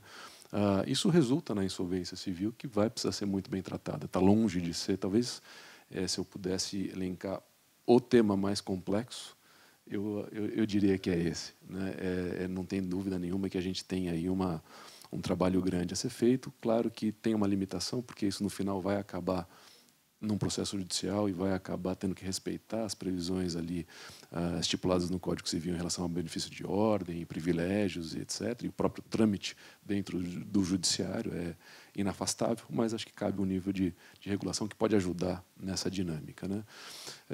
Talvez um terceiro ponto que a gente teria seria: será que isso muda a dinâmica de contrapartes ao negociarem com fundo, né? Talvez tenha uma reavaliação. Eu acho que, num aspecto, de alguma maneira, eu acho que esse aspecto é atenuado, porque eu tenho dificuldade de enxergar que uma contraparte, de fato, media a possibilidade de acessar os cotistas de um fundo num evento de patrimônio líquido negativo. A gente não sabe quem são esses cotistas, não sabe a qualidade desses cotistas. Então, nessa dinâmica, a gente não vê muito, talvez, uma mudança intensa. Mas, de um outro lado, eu acho que é bastante relevante, que é, principalmente nos fundos estruturados, né? Eu acho que isso traz, não só para o investidor, mas traz para o ambiente de fundo de investimento uma segurança muito necessária para a evolução, né? O que a gente fala? Se eu tenho um FIP que compra, né, cujo ativo é uma companhia que pode quebrar, pode ter a desconsideração da personalidade jurídica, isso vai subir por um veículo que pode, no final, chamar aporte de recursos adicionais para os seus investidores, é uma situação dramática, né? Mais dramática ainda, eu diria, é para os prestadores de serviço que, se não alcançarem os cotistas, talvez tenham que responder por um passivo da companhia investida. Então, aqui eu acho que tem uma mudança e eu estou aqui tocando na questão do FIP, porque se a gente pensar que, né, a regulação, acho que não iria para um caminho, na minha visão, correto, se pensasse, então tem responsabilidade limitada só para fundos de varejo e não para os demais. Acho que essa é uma visão incorreta, porque talvez onde a gente precise seja nos produtos que são, em tese, destinados a qualificados ou até profissionais. Estou me referindo aqui especificamente aos produtos estruturados, né? Então, de maneira geral, acho que essas são as frentes que eu colocaria e por isso enfatizo o benefício da gente ter essa dinâmica agora de limitação de responsabilidade dos cotistas para a nossa indústria. Legal. Antes de passar para o Daniel, pode. Tá bom. Aí, Daniel, acho que talvez aqui, já aproveitando uma das perguntas, que talvez você possa incluir no seu comentário, com relação a previsões de regulamento em relação a essa questão específica, né, de limitação de responsabilidade e de insolvência, se bastaria você endereçar no regulamento ou a própria regra já lei já prevê isso, e os regulamentos da CVM prevendo isso, da limitação de responsabilidade com relação aos cotistas, ou se é necessário algum outro tipo de especificação relacionado a casos de insolvência, como seria, como funcionaria na prática, né, situações da espécie. O que vocês imaginam? É claro que ainda não temos a definição, mas o que você imagina? Não, sem dúvida. Bom, enfim, em linha aqui com tudo que o Fábio colocou, acho que está perfeito aí, todas as ponderações que ele fez. Eu queria fazer 2 comentários, aí eu acrescento um terceiro para responder a sua pergunta, né, Carlos. O primeiro é que, assim, é interessante como a lei, até nesse aspecto, né, ela trouxe uma pegada muito de liberdade econômica mesmo, né? Porque essa previsão da responsabilidade limitada, ela é uma possibilidade, né? Conforme consta lá no... Então, assim, é sempre lembrar que nada impede, ainda que, claro, né? Concordo com tudo, mais uma vez, com tudo que o Fábio colocou, né? A linha com práticas internacionais, existe uma questão de justiça ali também, né? Vamos falar assim, né? Porque, enfim, você está fazendo investimento, você é obrigado... Enfim, realmente essa equiparação, né, com o societário é quase que inevitável, né? Ok. Mas é uma possibilidade, né? Nada impede, de novo, acho que vale lembrar aqui, né, que ainda e mesmo depois que a CVM venha regulamentar isso, ainda existam fundos, né, que não prevejam esse tipo de figura, né? Não sei se vai haver algum, mas enfim, de fato é uma possibilidade que continua aberta, né? E aí, naturalmente, assim, se, né, eventualmente ali numa circunstância específica se perceber que a questão da visão da contraparte sobre o fundo mudou abruptamente em função dessa previsão, enfim, né? É um ponto que está na mesa. Uma questão que eu... E aí, infelizmente, assim, não é tão... na verdade, assim, é uma incerteza. Eu francamente, assim, não consigo avaliar ainda, né? Como é que, efetivamente, o judiciário vai se comportar em relação a isso. Porque, assim... nesses casos, que obviamente a CVM também acaba acompanhando, né? Eventualmente até como amicus curiae, é raro, mas acontece, eu vejo um exercício, um esforço, né, do judiciário pela desconsideração, enfim, né, e muitas vezes caracterizando ali certos abusos de forma, né, ou mesmo situações que na visão do juiz são fraudulentas, né. Eu não sei realmente assim se a lei vai conseguir mitigar esse tipo de coisa, né, assim, tentando aqui trazer uma perspectiva bem realista, né. Quero crer, né, que a gente consiga aqui, né, enfim, né, gerar um valor agregado para essas discussões, né, mas a pegada dessas discussões lá no judiciário, quando ele tenta, né, e aí, enfim, muitas vezes uma discussão trabalhista ou uma discussão indenizatória, etc., né, eu realmente não consigo ainda formar uma opinião, né, quanto mais uma convicção, né, se isso realmente vai pegar, né, no sentido de, olha, né, mudar o comportamento médio, né, do judiciário no tratamento desse tipo de questão, né. A ver, vamos, enfim, né, acho que o que nos cabe fazer aqui é regulamentar, né, e torcer para que isso possa trazer uma clareza maior, né, para essas situações lá, né, e aí, obviamente, respeitada a soberania de sempre do Poder Judiciário em tomar suas decisões, né? Mas, em relação ao terceiro ponto, que foi a pergunta que foi trazida, né? Eu, sinceramente, assim, acho um pouco arriscado a gente tentar antecipar nos regulamentos do fundo hoje, dos fundos, né? Hoje, essa questão da responsabilidade limitada e, por consequência, da insolvência. Tá? Lembrar que um regime de insolvência, pela própria natureza de um fundo de investimento, a forma como ele funciona, fatalmente vai lidar ou vai envolver interesses opostos ali. Muitas vezes até entre os cotistas e os prestadores de serviço. Cada um vai ter o seu quinhão para receber daquele ativo, né? E como é que vai funcionar isso na prática, né? Essa questão da ordem, por exemplo, que o Fábio lembrou muito bem, né? Será que não conviria alguma regulamentação mais específica sobre isso para realmente consolidar esse entendimento, inclusive a visão da CVM sobre esses benefícios de ordem, etc., né?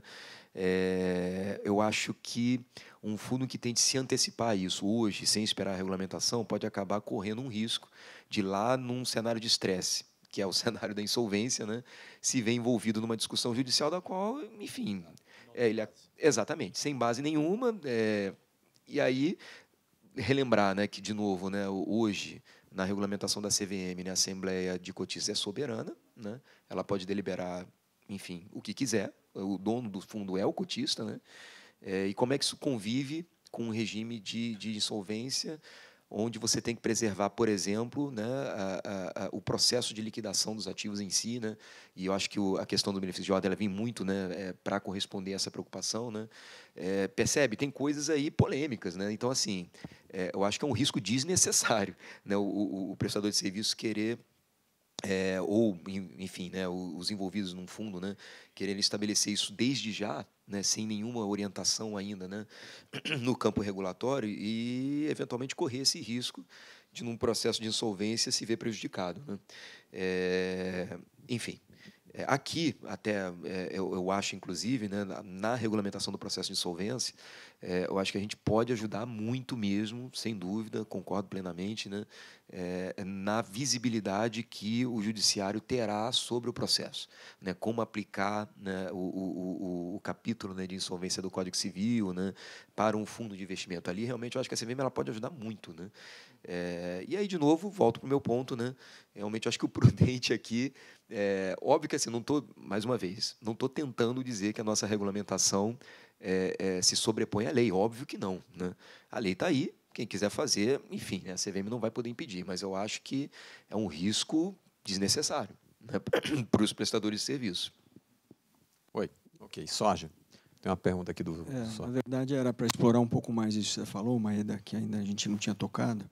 Eu queria ouvir o Fábio e você novamente, talvez o Fábio mais sobre o aspecto jurídico, você sobre o aspecto mais regulatório, o quanto essa palavra disciplinar ela torna efetivamente seguro juridicamente o sistema como um todo, visto aí sobre 3 aspectos, né? 2 internos, né? A gente tem dentro das casas as áreas de compliance jurídico que vão lá esmiuçar tudo, se realmente a gente pode, como pode fazer, e muitas vezes breca porque consideram que a terceira forma de analisar, que é sob o olhar do judiciário, pode efetivamente ser enfraquecido quando você coloca a lei e depois disciplinar a lei. Ou seja, não é lei, ao meu ver, aquilo que a gente vai emanar junto no mercado, em conjunto com a CVM.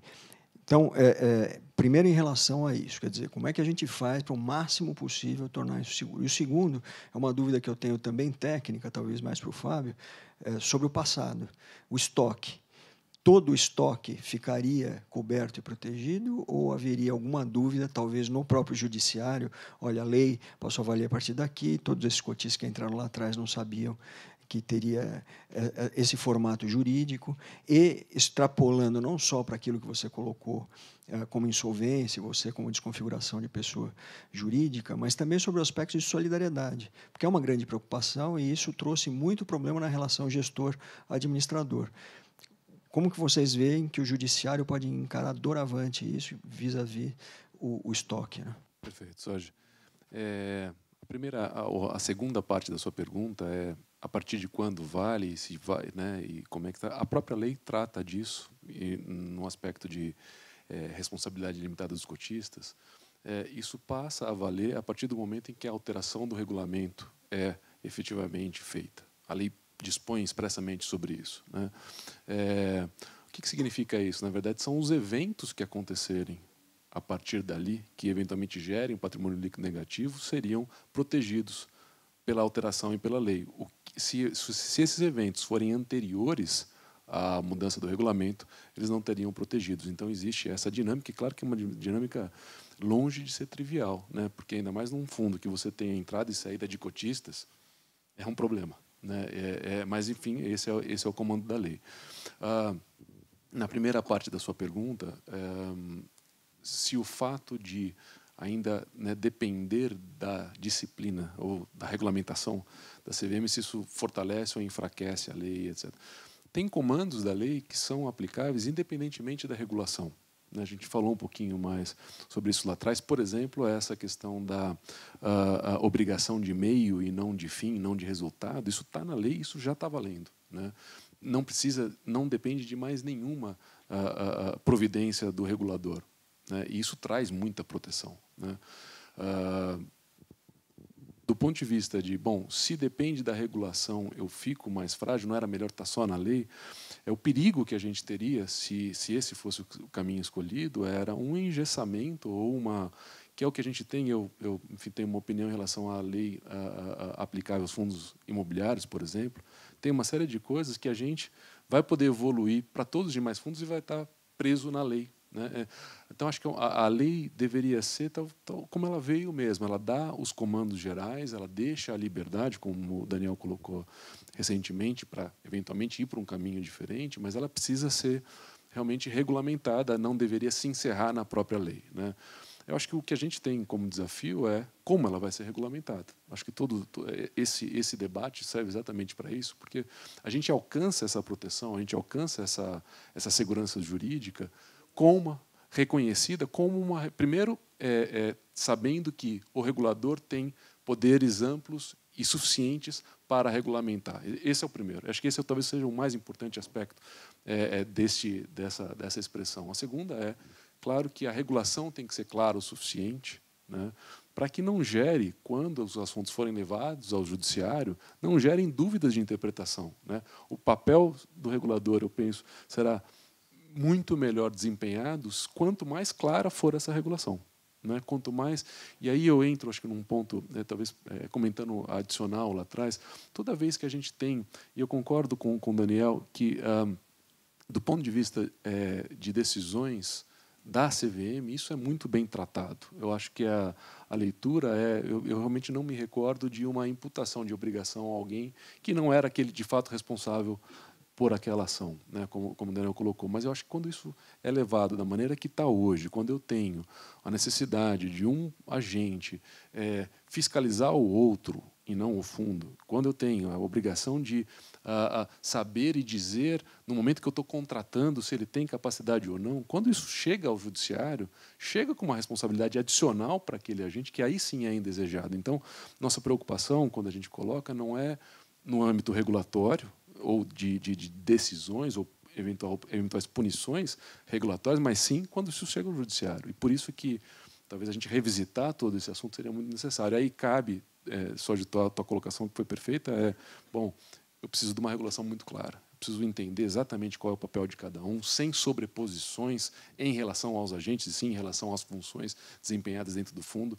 A necessidade de ter clareza nisso e tirar tudo aquilo que pode ser interpretado de uma maneira distinta, eu acho que vem para bem da indústria. Isso é o necessário e esse é o papel que eu acho que a gente tem em conjunto aqui como associação, como regulador, e eu acho que a gente pode contribuir muito para este momento em que uma discussão sobre fundos de investimento chega no judiciário. Esse acho que é o nosso desafio grande aqui. Legal. Tem dois pontos que eu acho que valem a pena aqui, até pelas perguntas que foram enviadas, que valem a pena a gente abordar. Primeiro, passando a bola aí para a Silmara e para o Pedro, relacionado a questão da segregação patrimonial, né, e a possibilidade de criação de classes de cotas, talvez aí ouvindo também um pouquinho o Daniel, dado que a indústria é muito baseada naquela estrutura de master feeders, né, como é que vai ser essa transição eventual, né, dessa estrutura da indústria brasileira, que é também diferente, como o Fábio colocou, da maioria de grande parte do que a gente encontra em outros mercados considerados mais desenvolvidos. Então, queria entender aí sob o ponto de vista, cada um aí, Silmar e Pedro, como vocês enxergam que a indústria pode se desenvolver tirando proveito dessa prerrogativa, e do Daniel, como é que ele enxerga essa transição, eventualmente, que eu acho que na gradação de complexidade, talvez essa seja, dado que a insolvência o Fábio classificou como primeiro, talvez esse seja o segundo ponto mais complexo, talvez, de transição para a gente. Silmara ou Pedro? A tendência é que tenha uma racionalização bastante grande nas estruturas. O que a gente tem hoje é meio que jabuticaba. A gente tem diversos layers de fundos, muito para atender especificidades determinadas, que quando você tem a flexibilidade de fazer classes, acaba essa necessidade. Então, vai ser simplificação, custos menores e custos, aqui de novo, que vai beneficiar o cotista final que está pagando essa conta, seja taxas, seja prestadores de serviço em duplicidade. Então, a tendência é que a gente veja uma simplificação muito maior das estruturas atuais, o que vai significar menos taxa de fiscalização para vocês. Mas... Silmar. Fala sério, tá achando que essa é baratinha, mano. Eu posso só uma contribuição, né? Eu acho que nas estruturas que a gente vê mundo afora, isso é uma desculpa, mas eu acho importante esse ponto. Nas estruturas que a gente vê mundo afora, vamos imaginar que taxa é igual a R$1 para cada fundo, ou $1 para cada fundo, né? 2 fundos são $2, né? Um multiportfólio não é $1, é 1 ponto alguma coisa, né? Então você tem uma redução, mas não é uma redução integral, porque você pode, enfim, precisar de, né, auditoria para cada uma das classes, etc. Mas, sem dúvida nenhuma, então, Daniel, não vai perder um inteiro, talvez você perca meio ou 0,7, era só a boa notícia.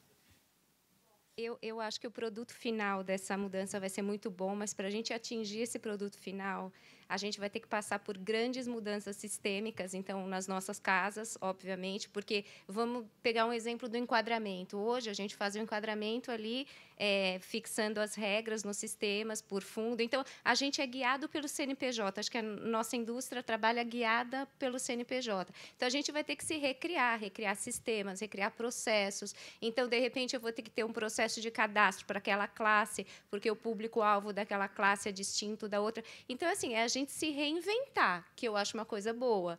Então, acho que vem um trabalho árduo, mas o produto final desse trabalho, acho que, de fato, vai ser muito bom. Interessante, interessante, Silmara, falar isso, porque toda essa questão que ela levantou vale para a CVM também, né? Então, assim, naturalmente, é uma demanda que a gente já tem ali, né, previsto em paralelo. A própria CVM vai ter que se reinventar, né, também, né, para, enfim, passar a conviver com isso, né? Desde, enfim, né, a informação que recebe dos fundos, né, e passar a prever nessas classes, etc., até, né, a supervisão que faz sobre os fundos também, né, que vai ter que passar, né, a conviver com essa dinâmica, né? Então, assim, nesse aspecto é bem desafiador, sem sombra de dúvidas, né? Mas faz parte, né? É curioso porque, assim, talvez, não sei, né, até em função da própria vida como ela é, né, possa ter sido a razão para isso. O fato é que, ao longo do tempo, o processo de registro de um fundo, né, de constituição, estruturação de um fundo, né, ele foi ficando gradativamente mais barato, mais rápido, né, mais ágil, né. Então, acaba que você criar essa caixinha que hoje, né, de fato, é muito, né, focada no CNPJ, né, se transformou numa tarefa muito dinâmica, né. A indústria brasileira acabou se adaptando a essa circunstância dessa forma, né. E de fato, assim, né, bom, eu sei que isso não opera muito, né, em favor aqui dos reguladores, né, mas um dos fatores lá fora, né, para se ver um certo charme também nas classes de cotas é que é muito mais simples, né, você pendurar uma classe nova num fundo que já está registrado do que registrar um novo fundo, que lá fora dá um trabalho tremendo, né, é um processo que não é automático como aqui, né, isso é bem tupiniquim mesmo, né, e assim, apesar, não estou usando o termo no formato pejorativo, não, acho que é um modelo assim extremamente bem sucedido. Eu gosto dele, né? Mais supervisão, menos no registro, né? Mas lá fora realmente é bem diferente essa dinâmica, né? Até porque as indústrias não impunham essa necessidade, né? Como você consegue ampliar, né, a oferta do seu produto, né, pendurando classes novas ali, né? O processo de registro do fundo ele pode ser mais detido, demorado, custoso, né? Não é tão dramático isso lá fora, né? Então, eu, no fundo, assim, tenho uma certa curiosidade, né, em relação a esse aspecto específico, assim, de o quanto isso vai realmente se disseminar pela indústria, né? Acho que a responsabilidade limitada ela vai se disseminar com certeza. Bom, responsabilidade solidária dos prestadores de serviço não eu acho que é um assunto mais ali regulado, né? Agora essa questão da classe de cotas eu tenho um pouco essa incógnita, assim, eu não sei realmente, dada a dinâmica que a indústria alcançou hoje, né? E já muito, né, posicionada sobre os master feeders, etc., né? Se isso realmente assim pega tão rápido, né? Eu acho que é uma coisa que tem essa dificuldade que a Silmara levantou bem, e eu sei que existe, né? Pelo menos no começo, né? Os participantes que quiserem migrar para esse modelo vão ter que investir bastante, né? Para adaptar os seus parques, né? De geração, processamento da informação, etc., né? Então, tem esses desafios assim, né? Obviamente que a ideia em si é super válida, né? Não estou dizendo o contrário, mas eu tenho um pouco dessa dúvida, assim, se realmente isso vai disseminar tanto ou tão rápido quanto, por exemplo, a responsabilidade alimentar dos cotistas, né? A ver também. Vamos ver aqui como é que... E aí, naturalmente, a CVM, no papel dela, né, vai fazer o possível para viabilizar que esse processo ocorra para quem se interessar. Legal. Aí, Daniel, só para... Tem uma pergunta aqui que, inclusive, algumas pessoas mandaram pela internet, que eu acho que nós abordamos rapidamente e que vale a pena você também abordar, que foi a questão relacionada ao registro do regulamento diretamente na CVM, né, sem a necessidade de tramitação em cartório, e que, aparentemente, né, na forma da lei, se deixou um vácuo ou um gap relacionado a outros eventos e outros documentos que envolvem, como você mesmo também colocou na sua apresentação, outros stakeholders, né, digamos assim, em aberto, né? Como é que você imagina a possibilidade de alguma, enfim, emitir um ofício de esclarecimento relacionado a isso, que imagina-se que a lógica que prevalece para, eventualmente, para essa inclusão da não necessidade de registro do regulamento em cartório deveria também valer para esses outros eventos societários de fundos, alterações de regulamento, etc., porém, acabou não havendo a previsão. Como é que a CVM poderia ajudar a esclarecer isso? Perdão. Sem dúvida, né? Talvez essa questão enfim, da previsão legal do registro apenas na CVM, né, dos regulamentos, ela não tem amadurecido tanto quanto outras discussões na redação da lei, porque ela acabou aparecendo no meio do caminho, né? E foi uma pena porque ficou muito restritivo, de fato, né? E ficou até assistemático, né? Perguntas surgiram no sentido de, poxa, eu estou dispensado de registrar o regulamento, mas eu tenho que continuar registrando a ata que altera o regulamento. Aí, que sentido tem a lei, né? Se eu tiver obrigado a registrar essa ata, e obviamente que o cartório vai me exigir o regulamento, né? Porque a ata sem o regulamento vai ficar sem sentido, né? E óbvio que assim é uma situação um pouco mais extrema, né? E me parece muito natural, né? Claro que, né, a ata de uma Assembleia Geral que tenha deliberado pela alteração do regulamento, na minha visão, porque se eu for interpretar de outra forma, a lei perde o sentido, né? Ela também está dispensada de registro no cartório. Mas, realmente, assim, existem outras situações, né? E ata de Assembleia de prestação de contas, né? Deliberação das contas anuais do fundo. E aquela questão, como eu já acabei antecipando lá, né, da Receita Federal, né? Assim, o registro inicial, né, do fundo, né? Realmente, né, a lei não teve né, esse tempo, talvez, né, ou essa, né, para discutir isso mais a fundo e, eventualmente, ampliar essa discussão. E aí, vamos lidar com o que a gente tem, né? Realmente, acho que a questão da receita, especificamente, ela pode ser superada, né? Ela depende, no essencial mesmo, de algum mecanismo que a gente consiga desenhar com a receita, né, para dar o conforto para ela, baseado nessa nova previsão legal, né, de que o registro aqui baixe. E aí a gente vai ter que mudar um pouquinho dessa dinâmica do registro de fato, né, porque o nosso registro lá na CVM pede o CNPJ, né, e o CNPJ lá, vai pedir o regulamento. E aí, assim, vai ficar uma referência circular, a gente vai ter que resolver isso. Mas, enfim, é uma questão mais operacional, acho que a gente contorna, né? Mas, de fato, assim, né, eu não sei, né, tendo a crer que uma interpretação muito extensiva pode gerar polêmica demais, né? Atas de assembleias de prestação de contas, por exemplo, né, acho que já é meio que, né, assim, poxa, não dá para eu enxergar isso lá na lei, naquele artigo da lei, né, que fala explicitamente no regulamento, né? Para quem lembra lá também, né, tem uma previsão para registro de... também. Eu digo o seguinte, eu estou tentando, como é que é o nome, assim, dos registros contábeis do fundo, né? Está lá na 438, né? Desculpa, na 577, essa previsão de registro dos registros contábeis serem levados a cartório, né? Assim, também acho que nos dias de hoje, né, é bem nonsense, mas assim, acho que é muito arrojado a gente interpretar que a lei quis dizer aquilo, né? Paciência, né? Assim, não tem muito jeito, né? Então, eu acho que dá, sim, para fazer uma interpretação mais sistemática no sentido de que, olha, essas atas que enfim, fundamentam uma alteração de regulamento, óbvio, né?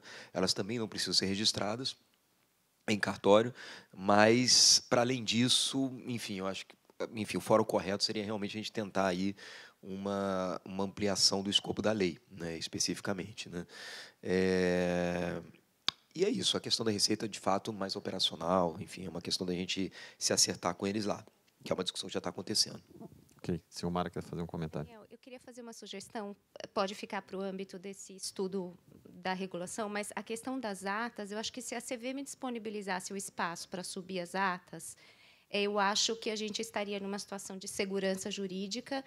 E lembrando que as atas elas têm que ficar nos livros do administrador. Então, bem ou mal, hoje, o cotista vai recorrer ao administrador para ter acesso aos livros, ou ela podia também, adicionalmente, ter o espaço e subir. Então, uma sugestão para nossa segunda etapa. Enfim, não quero... Eu acho boa e eu acrescentaria um ponto que eu acho que traz a segurança jurídica. Se a regulamentação da CVM prevê que essa obrigação tem que estar disposta no regulamento. O regulamento opera feito contra terceiros e a obrigação de se registrar as atas no ambiente da CVM também vai se operar perante terceiros. Eu acho que a gente tem uma forma segura, na minha opinião, de ampliar a leitura da lei, mas de uma maneira coesa, numa maneira em que você encadeia essa obrigação através do regulamento, que, de novo, tem a sua força pública ao registrar na CVM. Acho que existe um bom caminho. É fato. E, assim, Silmar, esse ponto seu é muito bom. Foi até bom ter me provocado nisso, porque, assim, não temos um documento, né, chamado Ata de Assembleia Geral lá no nosso sistema, né? Mas nada impede que o administrador encaminhe, junto com o regulamento, a ata de assembleia. Tá? E aí a sua provocação foi muito útil, né, nesse sentido, que é uma recomendação que eu faço desde já. Alguém comentou comigo hoje mais cedo que usa, né, os webinars da SIM como ofício circular virtual, né? Então, assim, fica já aqui como um ofício circular, entendeu? Essa recomendação para que vocês, mercado, por favor, passem a encaminhar, junto com os regulamentos, as atas de assembleia que fundamentaram a nova versão daquele regulamento. Tá? Senão, realmente, vai ficar esburacado, né? Então, e dar essa segurança jurídica, né? Acho que a interpretação nossa lá é essa, né? Essas atas de assembleia também não precisam ser registradas em cartório porque elas dizem respeito, né, ao regulamento aqui, como eu defendi, né? Mas realmente assim passa a ser necessário, a menos que você continue pretendendo levar registro em cartório, aí tudo bem. Mas se você quiser se ver dispensado do registro dessa ata, encaminhe essa ata junto com o regulamento. Na prática é fácil, né? Assim, colocar isso num documento só, né, num PDF só, para o sistema da CVM. Legal. Tem uma pergunta ali do Marcos Vinícius. Marcos. Eu vou tentar ser breve. Na verdade, é para entender um pouco o tom da discussão. Vai ser muito divertida essa discussão aí, sei lá, N mãos de como a gente vai, né, discutir, ir e voltar. Mas a Silmara falou em ousadia. E aí eu queria entender o seguinte, jogar 2 balões de ensaio aqui. Quando a gente fala de mexer em vacas sagradas, como era esse negócio do condomínio, a questão de linha de crédito, para falar de solvência ou insolvência, existe a possibilidade de ter, como a gente tem lá fora. Qual que é a tua receptividade para isso, Maeda? E a segunda é essa outra ficção, que é a questão da assembleia, que a gente sabe que muitas vezes a assembleia é para inglês ver, a possibilidade de ter um board no fundo. Então, são 2 ideias que lá fora são comuns e aqui a gente nunca viu. E aí eu queria entender o tom da conversa, porque toda vez que a gente tem essas conversas em grupos de trabalho, a gente fica naquela, vai ser transformacional ou vai ser incremental? A gente não está partindo do zero, a indústria é uma indústria grande, mas, por outro lado, como a Silmara falou, e desculpa de citar, mas a gente quer ser ousado, a gente quer meio que transformar coisas que poderiam funcionar melhor. Então, eu queria entender, do teu lado, você como um cara centrado, como bom regulador, qual que é o teu apetite para a gente ousar ou não? Exatamente, declaração de apetite. Exatamente, mais um ofício circular, né?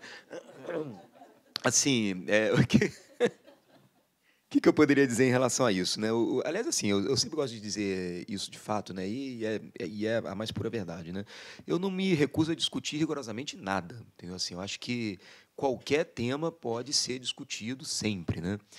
Vou te dizer também que, assim, para uma indústria de 5,5 trilhões, o transformacional necessariamente passa pelo incremental. Então, a gente não consegue, para uma indústria desse tamanho, pensar numa regulação que seja completamente disruptiva. Não tem como, né? Assim, você sempre almeja, né, um transformacional lá no longo prazo, dando um passo de cada vez, né? Eu acho que esse é o caminho para a gente ir seguindo de forma segura, né? Entrando mais especificamente nas suas provocações concretas, né? Não temos aqui no Brasil, de fato, ainda nessa figura do board. Temos também algumas emulações, assim, né? Não é board, claro, mas assim, de comitês, conselhos previstos aqui e ali, né? Que exerce algum papel fiduciário de representação de interesses de investidores, etc. Né? Não estou querendo fazer paralelo com os boards lá de fora, não. São funções realmente diferentes, claro, eu sei disso. Né? Mas só para dizer que assim, essa discussão não está na estaca zero. Tá? Ela já existe em algum nível para alguns tipos de fundos, né? Com funções diferentes, ok, né? Mas nada impede que a gente possa amadurecer essa discussão adiante. Aí, obviamente, assim, a única provocação de volta que eu faria né? Enfim, né? Óbvio que seguir as práticas internacionais é recomendável, né? Mas a gente não pode perder de perspectiva quais são os benefícios que a gente espera com aquilo, né? Então, tá, legal, vamos passar a prever um board aqui no Brasil, né? Mas para quê, né? Qual o benefício que a gente espera? Em troco do que a gente está pensando nesse board, né? Enfim, isso é uma reflexão aí que eu devolvo, né? Mas, de novo, assim, sem problema nenhum discutir isso. Outra provocação... Linha de crédito. Linha de crédito, né? De fato, também é uma outra questão bastante, vamos dizer assim, consolidada na regulamentação da CVM. Eu vou dizer também que, assim, ainda que um pouco mais incipiente, mas também não estamos na estaca zero em relação a esse assunto. Né? A gente tem algumas possibilidades, né? Ainda que limitadas, né? De crédito, entre aspas, né?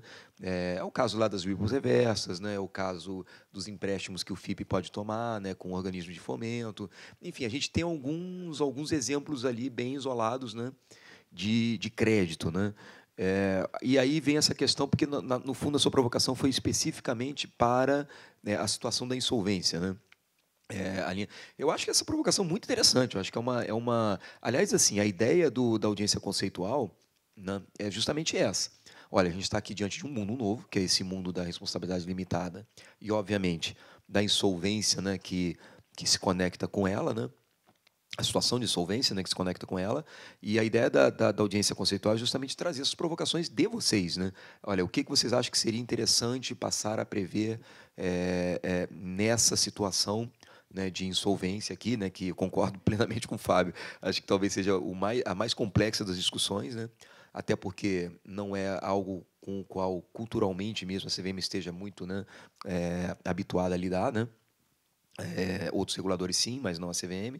Então, eu acho uma provocação bem interessante de se fazer, sim. Né? Olha, seria possível, né, em que condições, etc., né? Incentivo você a fazer um comentário na nossa audiência conceitual sobre isso. Né?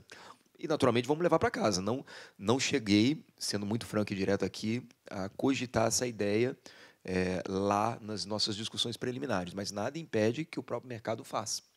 E a gente passe a levar isso em consideração ali na eventual não, desculpa, na certa, né, mas futura proposta de regulamentação que vamos soltar para o mercado depois desse feedback. Legal. Acho que cobrimos aqui os principais pontos.